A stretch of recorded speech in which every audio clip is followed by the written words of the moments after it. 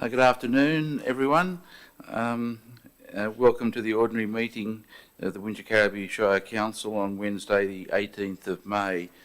Can I remind everybody about mobile phones? Acknowledgement of country. Wingecarribee Shire Council acknowledge the Gundungurra and Tharawal people as the traditional custodians of this land we now call Wingecarribee Shire. I pay my respects to elders both past, present and emerging. I also extend that respect to all Aboriginal and Torres Strait Islanders present here or watching today. The Council Prayer. Let us meet in this Council chamber in a spirit of fellowship and goodwill to represent all members of the community in its cultural and religious diversity, to be honest and objective in all our deliberations, to respect the view of residents, the rights of all to express their opinions without fear or favour, and to make decisions for the common good of the community.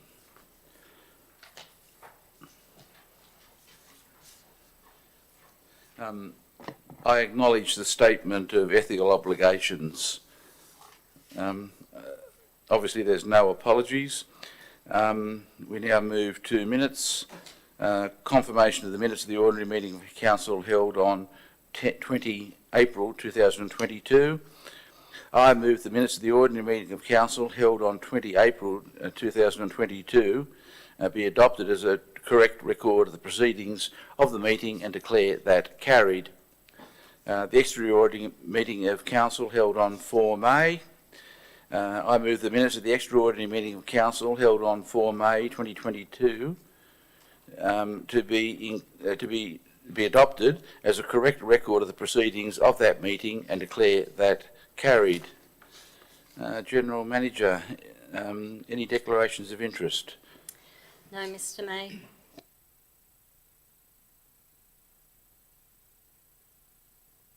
Sorry. As usual, I have 1 minute, which I will read and which will be on the website immediately following the meeting. Since the last meeting of Council, I've attended a range of meetings to address legacy issues and have been working with the General Manager to take the Council forward. We continue to rebuild Council's relationships with other local authorities, state and federal departments and agencies. With Council set to commence its community consultation program regarding the provision of potable water to the northern and southern villages, it was opportune in late April to have a visit by senior staff of Regional Water Strategies, Department of Planning and Environment. I joined the Council's Acting Group Manager, Water and Sewer, in visiting Balmoral, Buxton, Penrose and Wingelow. Following these site visits, we returned to the Council Chambers building, where we were joined by the General Manager. We had constructive discussions on funding opportunities and the Council's projected expenditure over the next year of $189 million on water and sewer renewals and upgrades. The continuing effect of the El Nino wet weather is seriously damaging Council's already deteriorating road infrastructure. Council staff are doing an excellent job. However, the weather is proving problematic, with consistent rain periods making it difficult to undertake the required work. Let me be clear in saying this, that it is also a major problem for metropolitan, regional and other rural councils, given the unprecedented weather conditions. I'm conscious that the administrative staff have had extra workloads created by many vacancies within the organisation, demands of the public inquiry, preparation of the 2022-23 draft operational plan and budget, not to mention their other day-to-day activities, and as such the report back on the review of Council asset management plans that were relied on to make the submissions on the government's Fit for the Future reforms and the 2015 special rate variation application have been delayed. I am repeatedly told that Council built expectations with its 45.3% cumulative rate increase, and with a new CFO now on board, rather than go to consultants, I am sure the community would be happy to have his views on this matter. I note Council, at its meeting in February 2013, resolved to apply for an SRV to reduce infrastructure backlogs and achieve sustainability indicators set by the NSW State Government's Fit for the Future Local Government Reform Program. The quarterly review of the Operational Plan 2021-22 and budget listed for consideration today notes that approximately 13,000 potholes, and I repeat 13,000 potholes, were attended to on Shire roads in the last quarter. An extra $1.3 million is provided in the draft 22-23 budget for an extra pothole gang, and as I have no intention of varying that allocation, I've asked the General Manager to start the recruitment and procure the necessary capital purchases to ensure a 1 July start. The Wingecarribee Shire Public Inquiry concluded its public hearings on 28 April, and in accordance with the Commissioner's directions, Council Assisting provided his final written submissions on 9 May.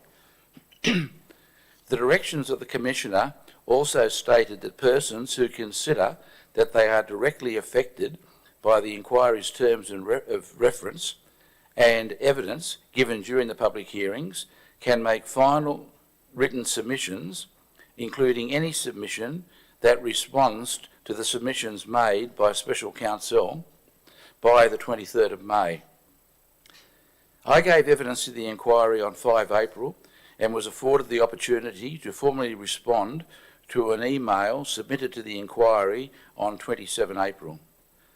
The transcript of my evidence and response to the email are publicly available on the Office of Local Government Public Inquiry website, and I am satisfied that I have been afforded ample opportunity pardon me, by both the Commissioner and Council Assisting to address not only my submission to inquiry, but my 2 reports submitted to the former Minister for Local Government. In the circumstances, I will not be making any further submissions. The General Manager and I have discussed whether the governing body of Council should make a submission, and we have agreed that it would not be appropriate.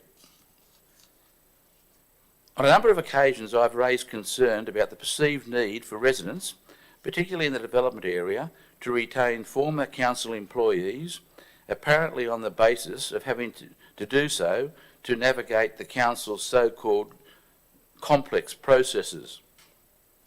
In my view, this is a practice that promotes...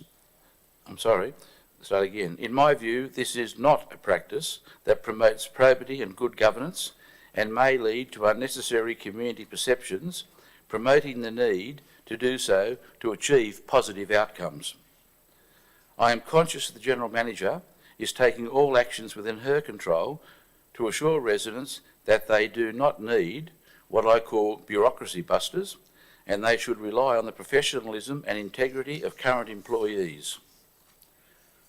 In addition, the Wingecarribee Planning Panel, established in 2021, adds further layer of independence and confidence in the process. It is my strong view that the industry standard contract for general managers and senior staff should be amended to provide that former employees cannot provide consultancy services to the council in which they were employed for 3 years, in a similar vein to private sector non-compete clauses. To put a stop to this practice, I also consider to be expensive to residents and completely unnecessary. I've asked the General Manager to investigate the possibility of Council maintaining a public register of third-party contact by former employees and the possibility of ensuring any matter with a former employee involvement is only dealt with by an employee who did not work with that person directly previously. This suggestion should not be taken in any way to question the integrity or professionalism of employees or former employees. It is simply to ensure openness and transparency. I would move that the minute be noted and declare that carried. We now move on to council reports. General Manager. Thank you, Mr. May. I'll speak to item 9.1, which is in relation to the functions of council.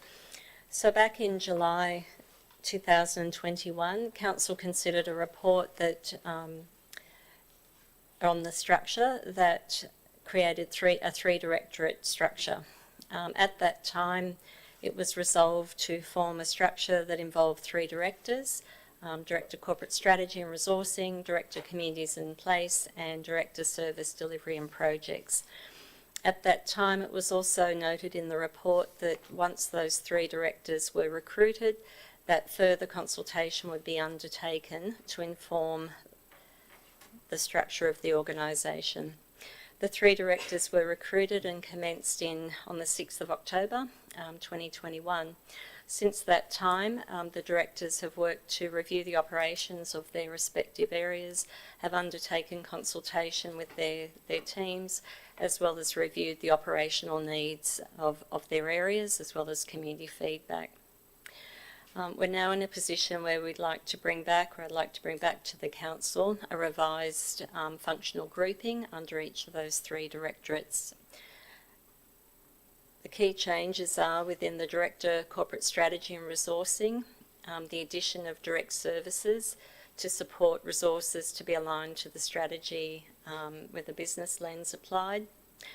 In the Communities and Place Directorate, the addition of libraries to focus the libraries around community meeting places and programs, as well as a continued focus on the provision of information and places of learning.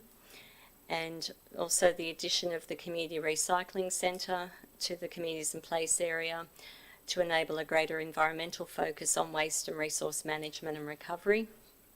And the other key change in service delivery and special projects is the the key changes with the functions within service delivery and special projects are around the transfer of the animal shelter to corporate strategy and resourcing, the resource recovery and the waste function to communities in place, but also bringing in fleet from corporate strategy and resourcing back over into service delivery and special projects.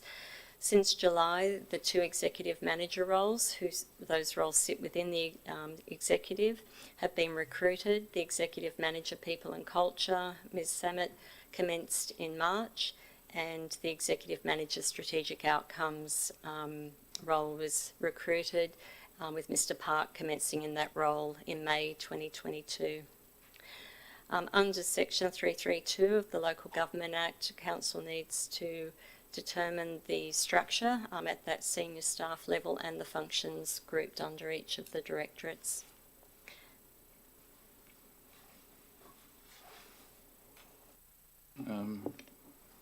So under the Local Government Act, it's fair to say that this is my last chance of influencing the structure of the council. Pardon? That would be correct. Sorry. That would be correct, Mr. May. I'm sorry, that's just so we can understand what's operational and what's strategic.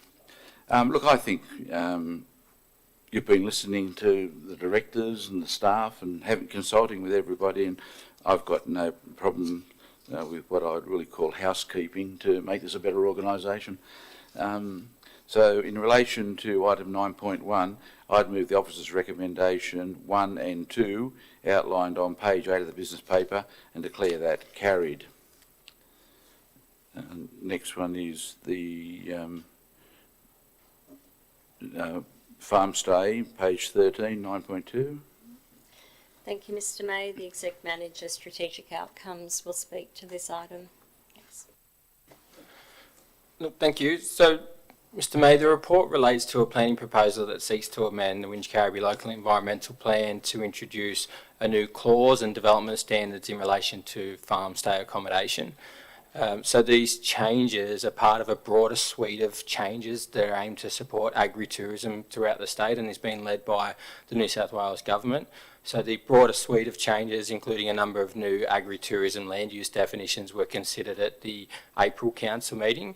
and a number of changes will happen to the Wingecarribee Local Environmental Plan via what's called an amending SEP. So the state government will amend it to introduce new land use definitions.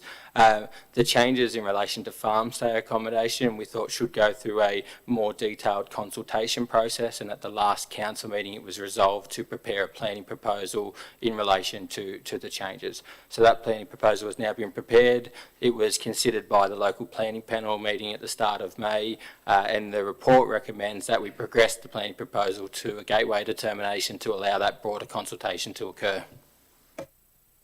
Thanks very much, and thanks for getting this done promptly. In relation to item 9.2, I would move the officer's recommendation, which I note is endorsed by the panel, as outlined on page 13 of the business paper, and declare that carried. The Station Street car park right-of-way 10.1.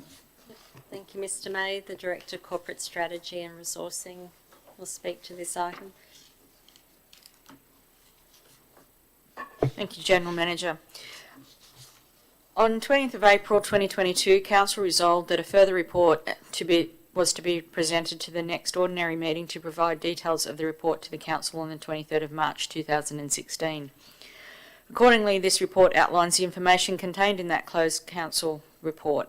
At that time, it was resolved that Council provide a right of carriageway burdening Council property at 39 Station Street at Barrel. The grant of the right of carriageway was proposed in association with works to be undertaken on the Station Street upgrade project. The properties affected by the previous Council resolution are located within that area of Station Street upgrade project that was cancelled via Council resolution on 12th of May 2021. The report also seeks to update the resolution from 20 April 2022 to include the legal description of all affected properties. Thank you. Residents will recall at the last meeting this matter was also listed, and I asked for further information, and all I can really say is this is an interesting read, and I'd encourage residents to read it. In relation to item 10.1, the proposed right of carriageway over the lots of the car park in Station Street, Barrel, I would move the officer's recommendation 1 and 2 as outlined on page 36 of the business paper and declare that carried. And the next one is 10.2 Oxley Drive. Thank you, Mr. May. So the Coordinator Property Services, Ms McCulloch, will introduce this item.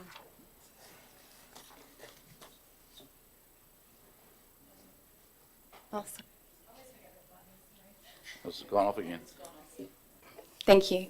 Thank you, General Manager. Mr. May, the purpose of this report is to seek resolution to reclassify part of the Mount Gibraltar telecommunication tower site from community to operational. Further investigations have been undertaken to minimise the land proposed for reclassification following the resolution of Council on 20 April 2022. To achieve a reduction in the area proposed for reclassification, it is recommended that part of Lot 128, including the tower structure, telecommunication huts and surrounding 20-metre asset protection zone, be reclassified as operational, with the residue of Lot 128 remaining community land. Proceeding in this manner will produce the most cost-effective and timely resolution. Further, reclassification of only part of the Lot 128 should allay community concerns in relation to Council's ability to sell operational land. Council has received submissions opposing the reclassification from Jane Lamar from the Bushcare Group and also from Christine Goodwin and Jeff Lapidos, whose property adjoins the Lookout Loop at Mount Gibraltar. Those submissions have been read and the information provided considered. However, it remains my professional opinion that the telecommunications tower should be classified as operational. If resolution is provided to proceed with the partial reclassification, residents will still have the opportunity to provide their feedback during the period of public exhibition and public hearing that will be held as part of the reclassification process. Thanks for that. I could understand the objections at the last meeting, and I think the solution that is suggested here is far better than what I was suggesting, subdivision with a handle. This is taking even less land. So I think it's a good outcome, but obviously it's got to be further reviewed, and we'll see what comes of it. In one of the letters, and I think it was from the lady who's the acting president or the acting secretary, she raises, and I've had other residents raise with me, a plan of management for the whole of the council's land holdings and land that's owned by the Crown on Mount Gibraltar. I know it's unrelated, but it is related. Where's that up to? Okay, so at the moment, there are some unformed paper roads that run within the reserve. There's actually quite a few. So at the moment, we're actually arranging for those roads are going through the process of being closed so that we can then consolidate them with the adjoining reserve. Once that's done, then we'll be able to proceed with the plan of management, which will include the whole, the Crown and the council land, including, so that there won't be the unformed roads through the reserve. It will all be the consolidated lot. But extinguishing paper roads with the Crown can take forever. It's already gone to council. It's actually out on public exhibition at the moment. Once that's gone through, then we will be able to get the surveying done. So at this stage, we're hoping that it should be done within the next 6 months, I would say. I don't know whether how much would a plan of we're doing a plan of management for a generic one at the moment for Crown bush reserves, but it doesn't include this one. That's correct. It wasn't. The Mount Gibraltar Heritage Reserve wasn't included in the generic bushland plan of management because it was considered that because it was such an important site, it required its own plan of management. How much is a plan of management like that likely to cost? How long's a bit of string?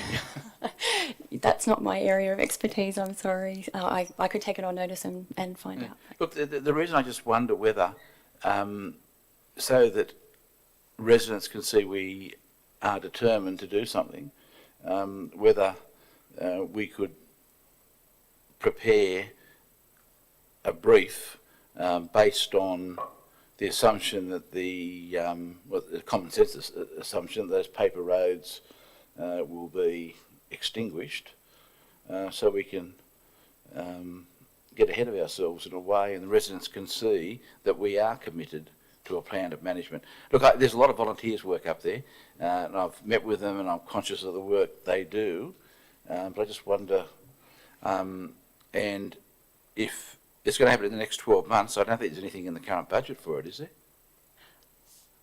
I am not. I believe at the moment part of the budget has been used to have the roads, the money, the surveying done for the road closures, as that was perceived to be a priority, which was in consultation with the Bush Care Group, because that was something that they very much wanted to happen, and with the road closures and the consolidation within the reserve. So that was considered the priority to get that finalised, so that when the plan of management was prepared, it incorporated the whole reserve without the need to have the future actions of having to close the roads, and that dealt with in the plan of management.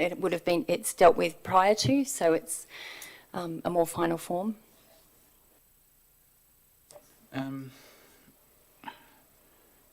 I can hardly introduce another clause because it's not related to the matter, and that would be not appropriate because there's no notice given. I just wonder, General Manager, whether you could look at look. There's a lot of volunteers work there. They're concerned. There's residents are concerned about all the flooding that took place in March. I've been out and, as you know, visited several of them, and to expedite this matter, whether the environment section could come up with an option to potentially prepare a draft brief on the basis that they will be extinguished, and we can get a bit ahead of ourselves. You wouldn't be able to accept a tender until such time as they were extinguished, because it would be illegal. And for funding, I notice in that reserves report the other month, that there's a considerable amount in the environment reserve, and I couldn't think of a better use to guarantee this land into forever. So I just wonder whether someone can take it on board and have a look at it and just come back to us. There's no hurry, just so that the residents know that the council is committed to this. Okay. Just so residents understand, it would not be appropriate, because the matter is not listed and no notice has been given of it, to introduce that as a number 3. But I don't think there's anything wrong with flagging the idea and asking the GM to look at it. Okay, in relation to 10.2, I would move the officer's recommendation 1 and 2 on page 49 of the business paper and declare that carried. 10.3, the investment report. That probably doesn't need any introduction, does it? No, we'd like to. Okay, fire away. Thank you, Mr. May. The CFO will introduce that item. Mr. May, just statutory report on the investment, on the status of the investments as at the end of April 22. We are compliant with our policy, and it is in accordance with within the regulations. So nothing further. From an interest rate perspective, our portfolio, as investments mature, we're picking up some investments with higher interest rates as the interest rate market's moving upwards, slowly bridging that gap for our variance and year-to-date budget with our investment income. I don't think we'll get there by year end, but that gap is bridging as well. So outside of that, nothing further to report. In relation to item 10.3, I believe the officer is outlined on page 53 of the business paper and declare it carried.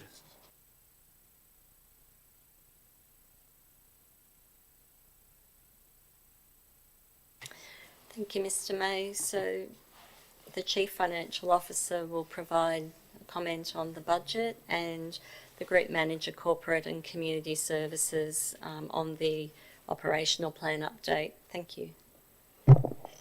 Thank you, General Manager.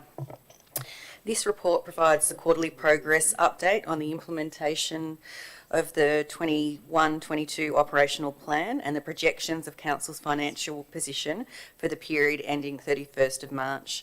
The report also seeks approval to the proposed budget adjustments to for 21-22, and that's outlined in the report. The quarterly report on the operational plan provides Council and the community with an update on Council's activities for the period 1st of January to 31st of March. For the reporting period, 90% of all activities were considered on track. Some of the key deliverables outlined for the quarter include the Citizen of the Year and Young Citizen of the Year announcement as part of Australia Day. Consultation on the Moss Vale bypass commenced after an additional $1.1 million in state government funding was secured to undertake detailed design for all 3 phases of the project. A commitment of funds in 22/23 and 23/24 budget to fund reconstruction of Old South Road after the completion of design works. The Flood Recovery Hub and Hotline was established in light of the adverse weather conditions experienced throughout the LGA. And as mentioned earlier in the meeting, approximately 13,000 potholes were filled during the quarter. I'll now hand over to the Chief Financial Officer to provide an overview of the quarterly budget review. Thank you. In addition to the operational plan update, the third quarterly budget review has been prepared in accordance with the Office of Local Government prescribed format for the Council's financial position as at 31 March 2022. This report brings to account a range of necessary income and expenditure adjustments arising from proposed changes during the quarter. This includes accounting for an advance payment of the financial assistance grant of approximately $4.3 million that will be used to fund the 22-23 financial year. It is proposed to put these funds into reserve and be released to funds to be released in the 22-23 financial year. A number of other grant-related adjustments have been brought to account to fund capital works that will be completed during this financial year. The proposed March 22 quarterly review budget is balanced from a funding perspective and maintains Council's existing working capital position. This means funds from cash reserves have been used to fund some of the proposed budget adjustments, and the Advanced Financial Assistance Grant has been placed into reserve to again be released into the 22-23 financial year. The working capital position is forecast to be $5 million at the end of financial year, subject to the adoption of the cash reserves policy, which will be tabled at the June meeting. This has not been factored into this report. I recommend that the budget adjustments are endorsed accordingly. As you know, I hate this balanced terminology, and you've assured me that this will be the last time it will be used. But the question I have, and to balance the budget, there has been no reserves other than the $5 million which won't be, that'll be a plus $5 million at the end of the day. No reserves have been used in the operational sense to get you to zero. I believe there has been for some one-off expenditure. The reserves are predominantly used for capital purposes. I've worded this a bad way. They've been reported to council and adopted in this quarter. Yes. There's none. There are in this quarter, just if I could go through the report, sorry, just bear with us one moment.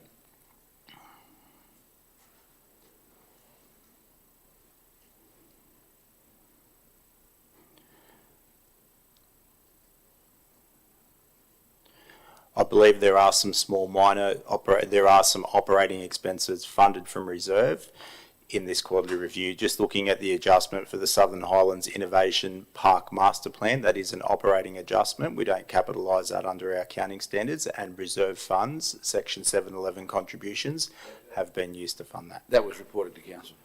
Okay, no worries. Outside of that, yes. Just looking at this, there are some other adjustments there that have been brought to account that haven't been reported to council. So some of these changes are the first time that they've been presented to council, just reflecting our operational needs. Okay. And that's on exhibition now, the reserves policy. That's correct, yes. You probably can't answer this one, but the $25,000 for the animal shelter ramp, why are we spending it when we're going to knock it down? Through Mr May to the Director, Communities and Place. Thank you, General Manager. There's an existing office built on the site, and I believe the original cost was something around $90,000 to $100,000. It's fully fitted out with IT and with furniture. It is currently vacant because we need to make it operational, we need to add a ramp access for to make it compliant. It addresses a number of work health safety issues raised about the existing accommodation of staff on the site, and it will be in operation until the new animal shelter is constructed, and then will be used as part of the RRC operations.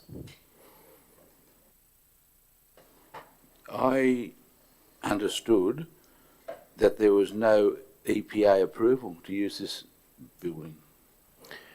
It is my understanding that the approval to use the building is related to the disability access. There was originally a proposal for some major earthworks and importation of fill, which does not have EPA approval, but that is not part of this proposal. There's not much I can do about it. I just think it's potentially, there's going to be a new facility within 12 months, but I know the conditions under which the staff and the volunteers are working. It's disgraceful. Okay, thank you. In relation to, I've got a couple of questions. The reserve for stormwater management, the $25 per property, can that be used to address stormwater issues on roads? In other words, you go to you see a lot of potholes, and they just reappear because the subsurface has got water problems. Can that be used as a general fund allocation, but be used in the stormwater arena? It can for drainage purposes. Yes. So if you've got drainage coming off the side of it, my understanding Yes. is it can. Well, there's a huge opportunity, Director, to address some of these pothole issues where they just keep appearing. So I'll leave that to you, but I just couldn't understand why it sits in a reserve when there's works could be undertaken, given the capacity of the council to do it, of course. So that's one. The other one is more aligned to the operational plan.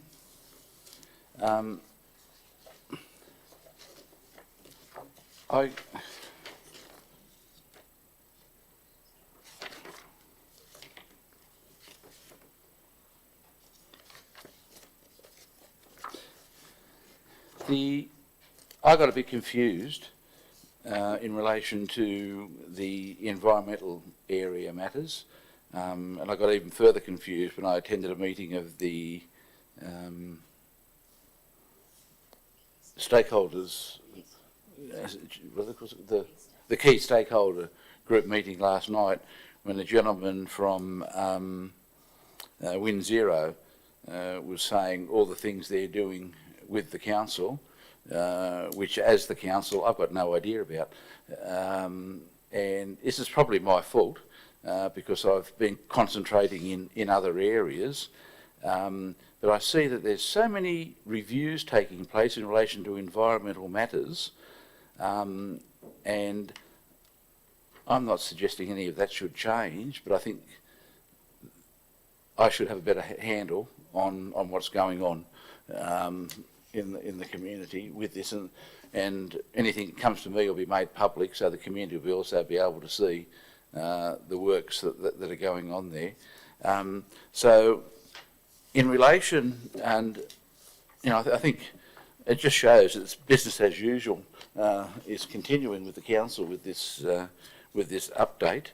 But I would move on for 104 on page 61 of the business paper, 1.2, at number 3, an update report be brought to council as soon as possible on the environment program as covered by the operational plan update, and the alignment of these actions to the priorities in the community strategic plan, the delivery plan, and community expectations.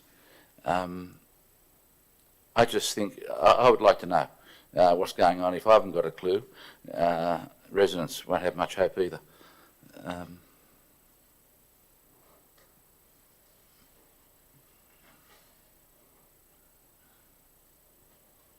I declare that carried. And Mr. King, could you emphasise to the staff that this is for information purposes.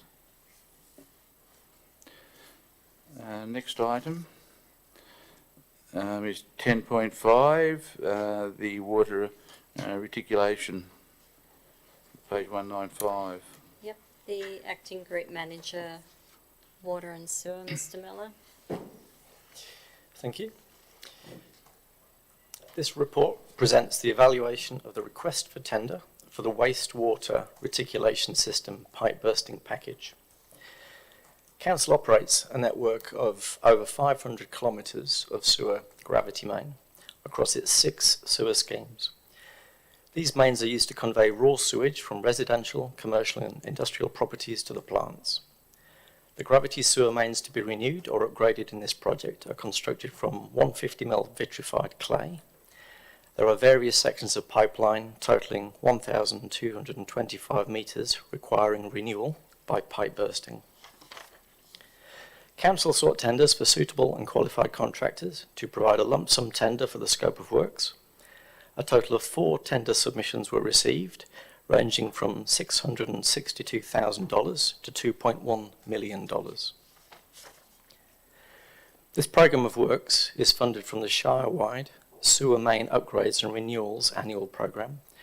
As there are insufficient funds remaining in the 2021-22 budget allocation, this programme will require funds from the 22-23 budget allocation. Clarification has been gained from the CFO, manager assets and coordinator assets to confirm that for annual budget programmes, like the renewal programme, where the budget has previously been approved by Council as part of a 4-year programme, next year's budget can be relied upon in the current tender. As such, the panel recommends Council accepts the tender for the wastewater reticulation system pipe bursting package as proposed by Benex Group at the lump sum price of $662,279.75. Thank you. It seems a very good price, and the report says that Benex has worked as a subcontractor for other main contractors, and you're happy with their performance. Talking to the, I'm trying to think what his name is now. Talking to Pierce, the engineer who's looking after the project management, he believes that Benex are very much a leader in this technology, in this industrial space. So he was very happy that they were able to offer very good terms for the work, and he believes that by diversifying the number of contractors available to us, it's also a benefit to Council. Okay, that's great. Okay, in relation to item 10.5, I'd move the officer's recommendation 1, 2 and 3 as outlined on page 195 of the business paper and declare that carried. Item 10.6, Wingelow State Forest. Thank you, Mr. May. To the Director's Service Delivery and Projects.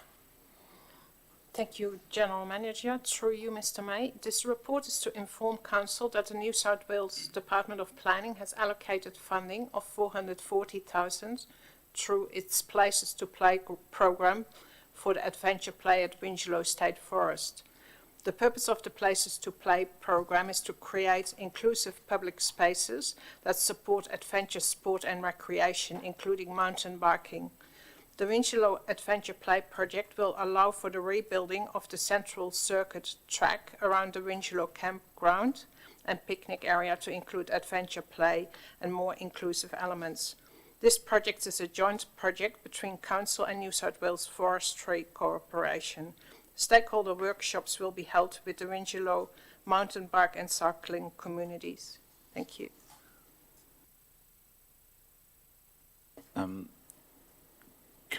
This is fabulous outcome. 2 things. Our 60,000 that's in the budget for next year, that will be in effect added to this. That'll be $500,000 expenditure. Sorry, Ms. Target.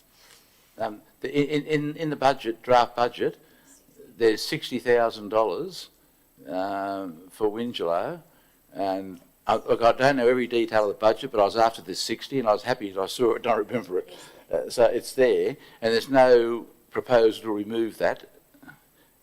Need to consult with the director of infrastructure just to see. I know what CFOs are like. That's what I'm raising it. And I think the view of the asset staff was also that 60,000 was no longer required, but I think what I'm hearing from you is that you would like it to be added.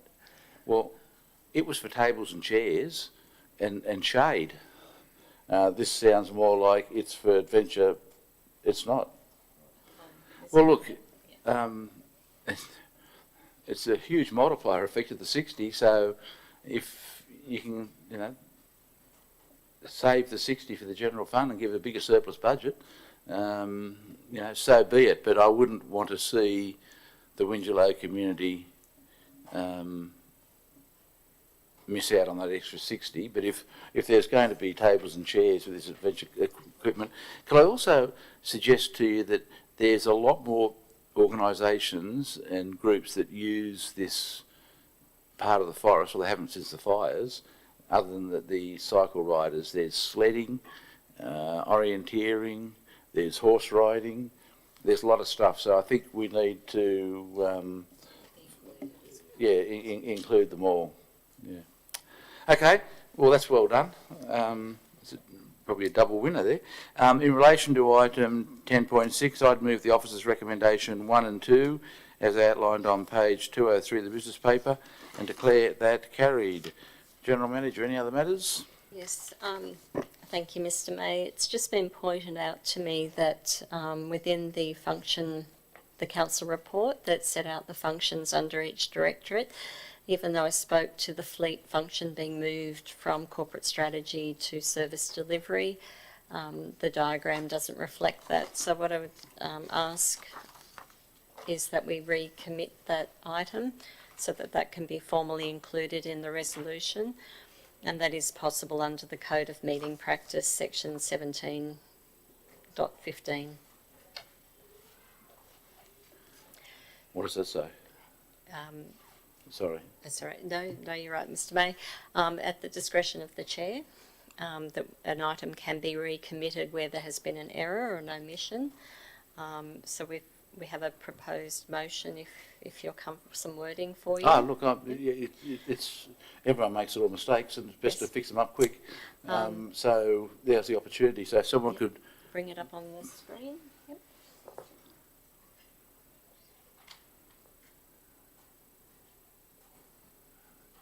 But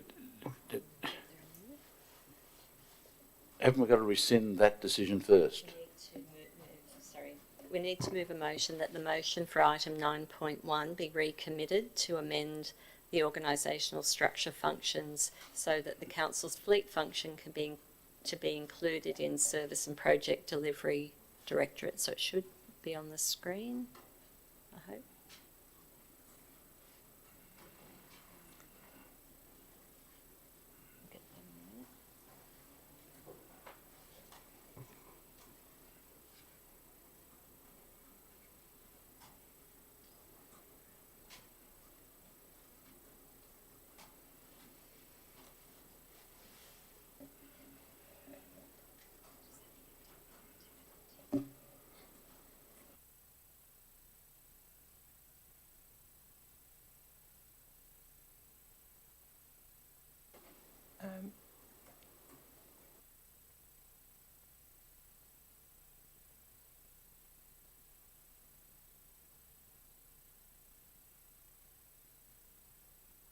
Okay, this is going to need a preamble from the General Manager, which will be roughly in line with what you've said there. I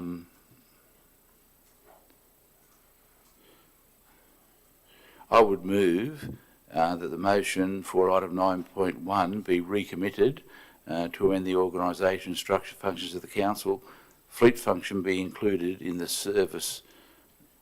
No. I'll move that the motion for 9.1 be recommitted so to amend the organisation, structure, functions. Yeah, okay, sorry. Yeah, I'll declare that carried, as on the screen there. And now there is no motion before the chair in relation to. There's no decision of the council, and in accordance with what you've read out and how I can do it under the Model Code of Conduct, which you will need to build into the minutes. Code of Meeting Practice, I'm sorry. I would move on the screen 1, 2, 3, 4, 5 and 6. I apologise, Mr. May. Where it has council fleet, we also need to move waste out of service delivery into communities in place. My sincere apologies for this. That's all right. Look, just want to just adjourn for a second, because look, we just adjourn the meeting for a couple of minutes so we can get this right to save it coming back. And the structure of the council is extremely important, and we've got to get on with it. So I'll adjourn the meeting for 5 minutes.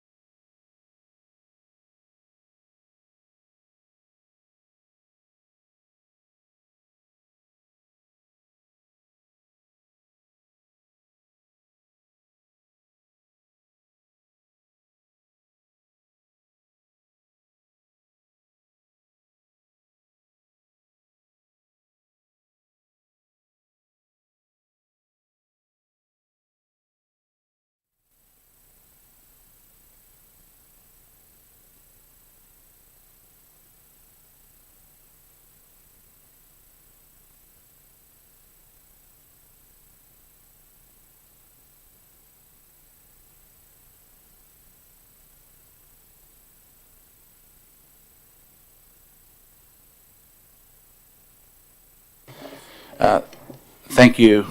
I declare the meeting open again.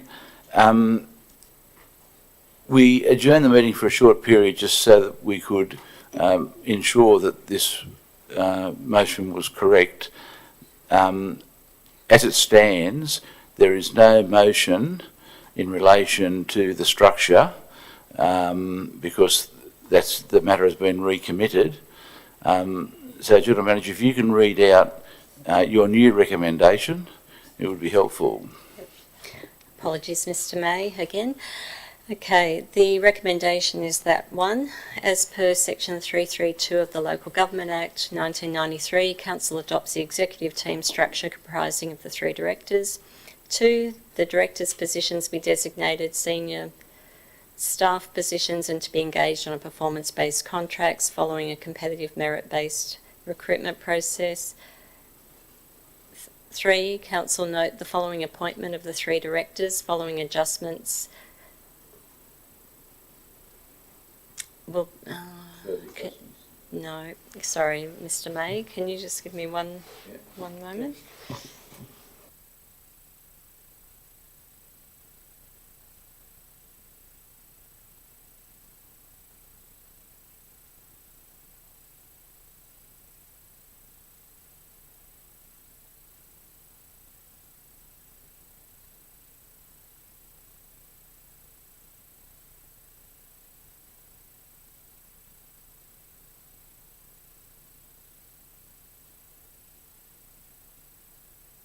Well, I won't adjourn the meeting or just leave the meeting open for a minute. Just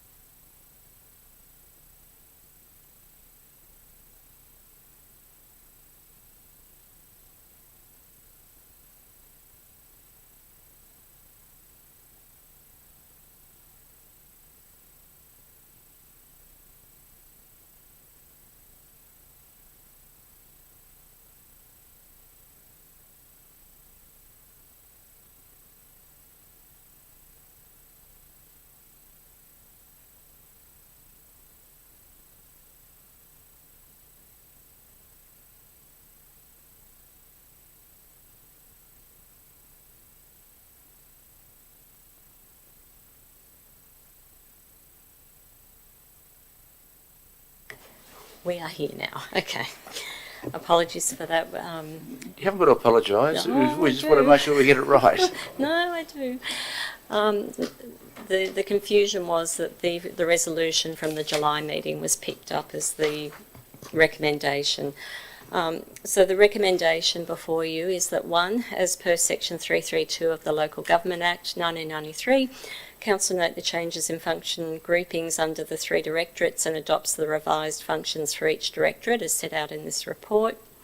2, a further report be provided to Council following the implementation of the structure to provide details of the manager level Tier 3 and their respective functions.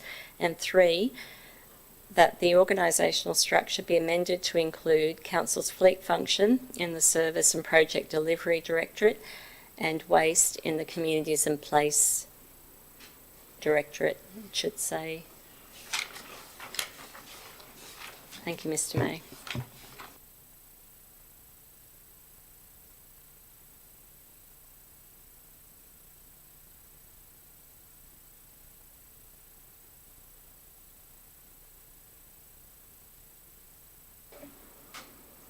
Libraries.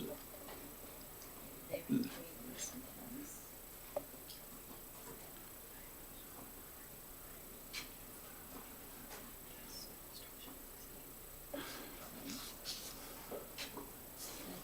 that right? Yeah. Okay. I would move the officer's amended recommendation 1, 2 and 3 as on the screen and declare that carried. Are there any late items? Declare the meeting closed. Thank you.